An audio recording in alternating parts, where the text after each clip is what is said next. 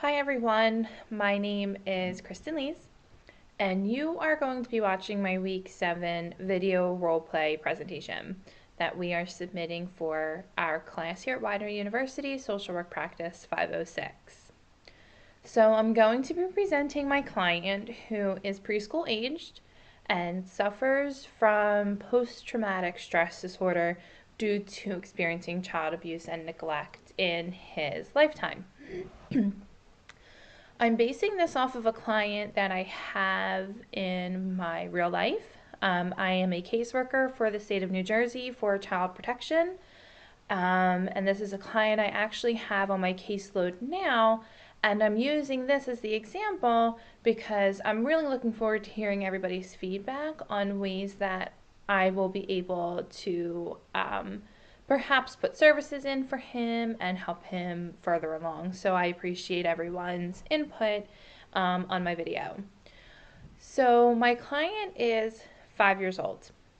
In real life, he is 5 years old, but in my video role play, it'll be my roommate who is a girl, but he is 5 years old, and he was taken to the hospital by his biological mother for a high fever. And at the hospital, the doctors recognized that the bottom of his feet were scratched and had cuts in them. And the children appeared, he has a 3-year-old brother, and the children appeared to be very dirty. And it was discovered that they even had feces in their hair. So they called New Jersey State Child Protection, and workers went out to the home and saw that it was actually a hoarding household. So there was liquor bottles and beer bottles strewn throughout the entire house. There was bottles with curdled milk in it. You really couldn't see the floor. So just the situation that the children were living in was deemed unsafe and posed an immediate risk to their safety. So they were removed and placed into foster care. Unfortunately, resource homes in New Jersey are hard to come by, so they are not currently placed together, which is something that we're working on, but they have been separated. So the client exhibits many undesired behaviors, mostly geared towards adults, and it's mostly in school. So the undesired behaviors are considered not age-appropriate tantrums. He gets very, very aggressive in the classroom by throwing chairs, hitting, biting, and scratching his paraprofessionals. He does have an IEP, which states that he has to have a one-on-one aide. He has gone through several aides in the school year so far due to his behaviors. One aide was hit in the eye. It's been a very tough time. And it's been very difficult getting him to relate why he is having these behaviors. So the intervention that I'm going to be putting into place is cognitive behavioral therapy, which you'll often hear referred to as CBT. CBT is a structured short-term intervention that, based off of the behaviors and the age of the client, it can go anywhere between 12 to 16 sessions, and it can be anywhere from 45 to an hour each session. A lot of times you'll see children have CBT. They'll be in the school setting and they'll be pulled out of the classroom, and they'll have it maybe once a week for 12 weeks.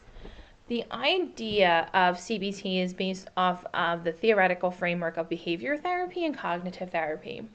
So the idea is that it's a collaborative approach and it's strength-based.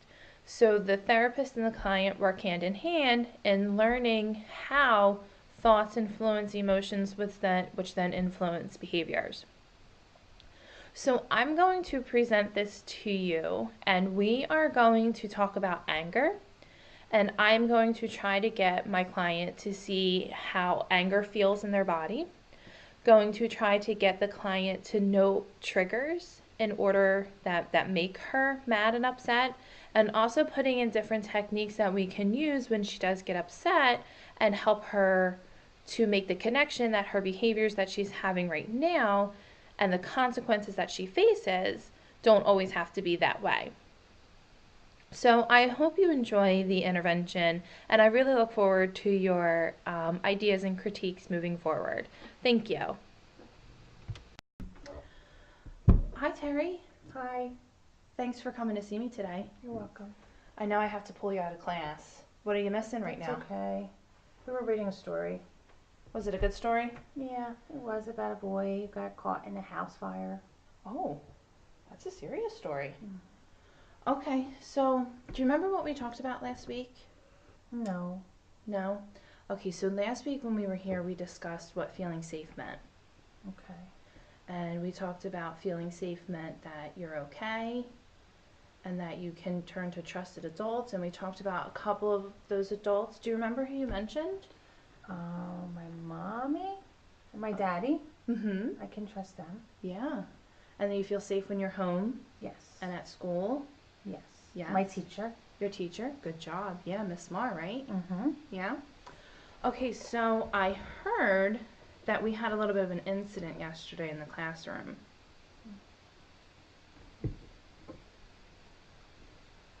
Did you get upset yesterday? I did. You did? Mm-hmm. Do you remember why you got upset? Jack was trying to take my stuff, and I told him he can't take it because it wasn't very nice. It was my stuff. He took it anyway, and I got mad, and I threw the chair at him. Oh, okay, so you got mad. You got mad at Jack. He took my stuff. I told him he can't take my stuff. That's my stuff. He didn't ask me. No, that's not nice at all. That's not nice behavior. Well, remember when we talked about the trusted adults and you said Miss Mar, did you think about telling Miss Mar that Jack did that? No, I was mad. You were mad? Okay, so that's what I want to talk about a little bit today. So I have a couple of things here. I bet you already saw my markers, so we are going to do some coloring today. But I have a couple of things that I want to go over with you first that I think might help you when you get mad. Because we've talked about it before, and I think you get mad a lot, right? And, being angry is a strong emotion, and we can't expect you to know how to handle that by yourself, so we're going to learn how to handle that together. Okay? So first I'm going to show you this piece of paper, and it has on here the word situation. And situation means something happens. So a situation, for your example, was Jack took your things. So that's our star. Okay? Mm-hmm. And then we have an arrow pointing to our thought bubble. A cloud. Yeah. And it's on white paper, so it's a white thought cloud. And a thought is how you see things or what your inner voice is saying to you. Okay, so the situation was Jack took your things, Mm-hmm. and your thought was, these are my things, right? Mm-hmm. And that led to our next thing, an emotion. What is this? A heart. A heart. What color is it? Red. Right, it's a red heart. And your emotion is what you were feeling. And what did you tell me you felt? I was angry. Yeah, you told me you felt mad, right? Yes. And that led to you throwing the chair, which is your behavior. And that is an action. That's something that you did. Is that me? If you want it to be you, it can. I have long hair. He doesn't have any hair. Do you want me to put hair on? Yes. Okay. What color hair? What's your favorite color? My favorite color is green, but my hair is brown. Do you want green hair? I do want green hair. Okay. Do you want to do your hair? Yes. Okay. And they're washable, so try to stay on the paper, but if you get it on your hands, it's okay. We can wash it at the end. Okay. I'm giving me curly hair. Okay. Oh, that is pretty, pretty hair. Okay. Awesome. And if you notice, I also gave you a frowny face, right? Yes. I wasn't happy. No, you weren't happy, so you threw the chair. And I'm betting when you were mad, you weren't really thinking about anything except being mad, right? Yes. Yeah, so we didn't even think that if we really threw the chair, we could have really hurt Jack. And we don't want to hurt people. No. Okay, so this is what we're going to kind of talk about today. Let me show you this next one. This is called the triangle. So this is showing you how everything is connected. So your thoughts are connected to your feelings are connected to your behavior, and your behavior are connected to your thoughts. So all of this is happening inside of you all the time. And it's a triangle. And it's a triangle. Okay? And I understand that this concept's a little difficult, so we're going to work on a couple more activities and then we're going to draw. Okay. Okay? So this one is a little more complicated, so we're going to do one that I've already done together. Okay. Okay. So this is also a triangle, but it's a little bit of a weirder triangle. And it's going to again start with the situation and how it's broken down. Okay? So the situation for this was you saw a dog. I have a dog. You have a dog? I have a little dog. What's your dog's name? Chloe. Chloe. Oh, was that from Beverly Hills, Chihuahua? See? See, I told you I'm cool. I know these things. So this may not work for you since you have a dog, but let's try to pretend. Okay. Okay? So the situation was you saw a dog. Your thought was, the dog will bite me. Your feeling was you were afraid. And your behavior, or what you did, was you were running away. So what about that sticks out to you? My Chloe doesn't bite me. No. Well, that's good. Anything? I'm not afraid of my dog. Well, that's good. But if you were afraid of maybe a dog you didn't know, do you think maybe you would run away? I would run to my mommy. What if it was a really big dog and you didn't know him, right? I would run away. So then we might have that feeling of being afraid, which would lead us to running away? Okay. So we're going to try to do one together. Okay. Okay? And I don't want to use the situation with Jack, okay? I want us to try to think a little bit outside of our little box that we talk about that we're in sometimes. Do you want to write in green since it's your favorite color? Can you write for me? Okay. I'll write for you. And I'll write in my favorite color, which is pink. Okay. And we'll save green for when you're doing your drawing. Okay. Okay? So let's think of a situation that could happen. What do you think of a situation? How about if you're playing on the playground? Or how about this? How about if you're playing on the playground and you fall off the monkey bars? Or do you want to think of something happy? Why don't we try that? What about if you're... My mommy gave me a lollipop yesterday. Okay. So you ate a lollipop. So that was our situation. Okay, you were eating the lollipop. What was your thought? This is good. Okay. So your thought is, this is good. And we'll put exclamation points. So how did you feel in that moment? I was happy. You were happy? And what did you think happy looked like for you? What did you think you were doing because you were happy?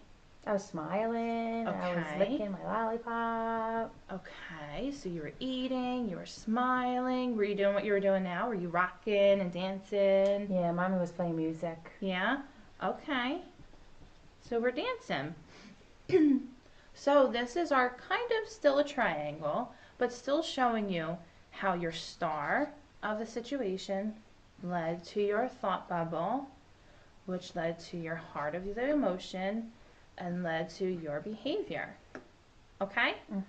So now I'm going to talk about the behavior that you have most frequently, which is anger. Okay? And I want you to draw what anger feels like to you. Okay? And I'm going to do one with you. Let me see if I have green, since that's your favorite color. I don't know that I do. Look, I have green. There you go. Thank you. You're welcome. And I wonder, look, pink for me. That's fun when it all works out. And I'll give you the green marker. And again, like I said, these are washable, but try to stay on the paper, okay? Okay. All right, so I'm going to draw with you. And we're going to draw what anger feels like in our body. Now, for me, when I get mad, I cry. So I'm going to draw a big face with my eyes. Can I draw a face too? Yeah, of course. With my nose, and I'm going to do a squiggly face as a smile, because I'm not really smiling. And then I'm going to draw some tears.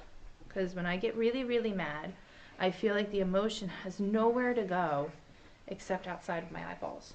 And I cry. I put a sad face. Because you get sad when you're mad. Mm-hmm. And what does it feel like? Does your belly hurt? Does your head hurt? Do you see red? What does it look like for you? I feel like my belly hurts. Yeah, does it feel like maybe there's butterflies in there? Or does it feel like maybe there's a monster in there? I think there's a monster in there. You think there's a monster? And I know when you get mad, the first thing that you want to do is you want to act out and throw a chair. But do you think there's something else that we could do when you start feeling like there's a monster in your belly? Tell Mrs. Moore. Yeah, you could tell Mrs. Marr. Tell my mommy. You could tell your mommy. But let's think about something that we can do more in the moment. So I have an idea. And this is something that I do when I feel like I'm about to cry because I'm so mad. Mm-hmm. I'll count in Mississippi's. And every time I count... Mississippi's. Yeah, Mississippi's. Have you ever heard of it? 1 Mississippi, No, 2 Mississippi. Well, if you think it's funny, maybe that's a good thing. Okay. So what I do when I start feeling like I'm going to cry because I'm mad, and what I want you to do when you feel like that little angry monster's in your belly, before you pick up the chair, I want you to try this. Okay. I want you to count, and every time you count, I want you to take a breath. Okay. So I want you to go 1, 2, 3, 4, 4. and I want you to count as high as you need to count until you start feeling like that little angry monster went away. And then once you feel like that little angry monster went away, you can go to Miss Mar and you can tell Miss Mar what happened, and she'll help you handle it a little bit better. So then you're not picking up chairs and potentially hurting somebody. Okay. Okay, so I want you to try that the next time. It's not going to work every time, Terry. I'm not expecting it to, okay? We talked about this before. That you don't have to be absolutely perfect, but I want you to try. Okay. Okay? And when you come back next week, I'm going to ask you if you tried, and I want you to be honest. And if the answer is no, then it's no, and we'll work on it some more. But if it's yes, I want you to tell me how you felt. Okay. Okay? Do you want to take these home with you so you can show Mom what we talked about today in our session? Can I keep this one too? Yeah, do you want to keep mine? Yeah. Okay. All right, and I'm going to send you back to class, back to Miss Moore, okay? Okay. All right, and I'll see you next week. Okay. Thank Thanks. you. Bye. Okay, so that was an example of a CBT session with a preschooler. Obviously, everything was really accelerated for the time constraints of the video. You would spend a greater amount of time doing basically everything that I did and then some.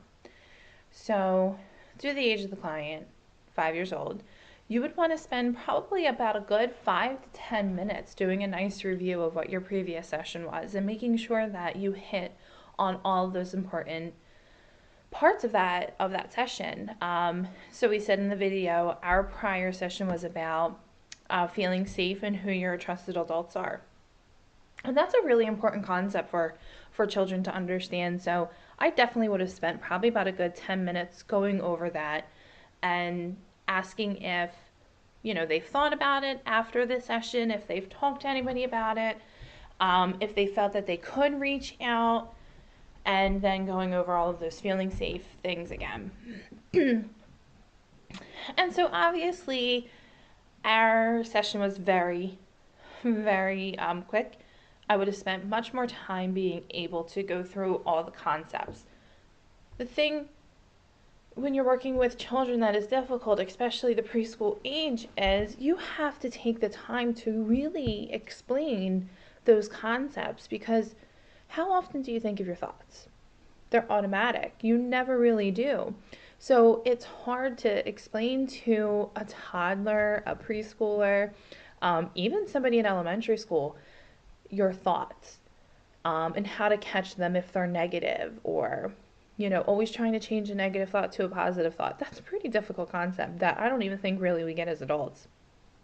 So I definitely would have chosen age-appropriate language to break down exactly what thoughts are, how to connect it to your behavior, how to connect it to your emotions and then how it all stems from a situation. So you would definitely take more time explaining all of those things.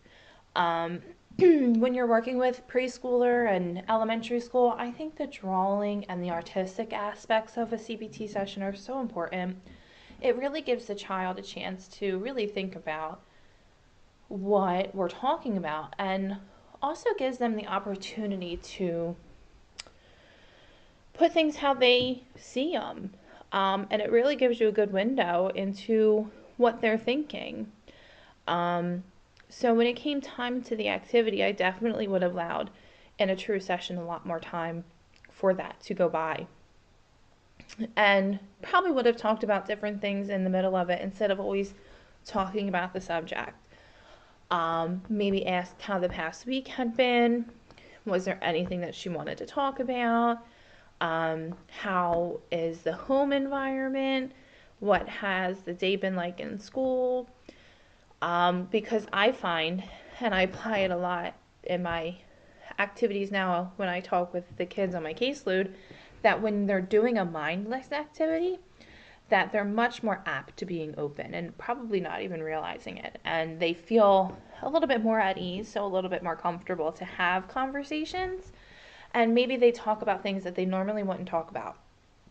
So I would have taken that opportunity to kind of always check in with her. Was there anything she wanted to share? Were there any questions that she had that she wanted to go over? And things like that. Excuse me. So what I want to do now is I want to take the time to show you, because you couldn't see them at all in the video, the illustrations that I had. I used to do a session like this a couple years ago when I was doing some school-based groups. And I would have had all of them much bigger. And I keep them out throughout the different sessions. I had a room that I was able to do that. So that way they're always up and you can always go back to them. So this was the first one. It's the triangle of the thoughts, feelings, and behaviors. So this shows them how everything is interconnected.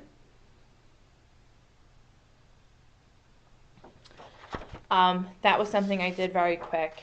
But if I had more time, this is something that I would normally have them draw out. And this was the story. This is the one that I had her apply to the situation that happened the day before in school with Jack taking her things. And like I said, this is the one that I would have spent more time going through because these concepts for somebody who's 5 years old are difficult. So this is the situation one where something happens. So it's the situation that has your arrow that leads to our thought bubble. Now this is a difficult concept to explain to a 5-year-old thoughts, like I said, so I would have spent a great amount of time really breaking down what this is and really putting it in age-appropriate terms. But this has the arrow that leads to the emotions and how you feel, which then has an arrow that leads to our behavior. That's the hair she wanted to draw on. But this is the action that occurs. So this is what we used to apply what she had said that happened in the classroom with Jack that led her to throwing the chair. The next thing that I did, which again, spent much more time on if I could, is this representation of the triangle, where you start at the top and you have your situation, which leads to the thought, that leads to the behavior and the feeling, and how the thought led to the feeling, thought led to the behavior. And then this is the one that we did together. So she said the situation was she ate a lollipop. She thought this was good. Her feeling was happy, and her behavior showed that she was happy. So then what I did was, as we were reviewing it, I put in the star, the thought bubble, the heart, and the stick figure to relate it back to this. Hold on. To relate it back to this, to again try to bring everything back full circle. Lastly, if you want to see it, this is what I drew when I get so mad I cry. And this is what she drew when she gets mad. Hard to see, green on green, but those are our drawings. And then what I would do with the sessions when I was doing cognitive-based intervention in the Atlantic City School District, I would keep folders. And all the artwork that the child did, I would keep in their folder in the classroom.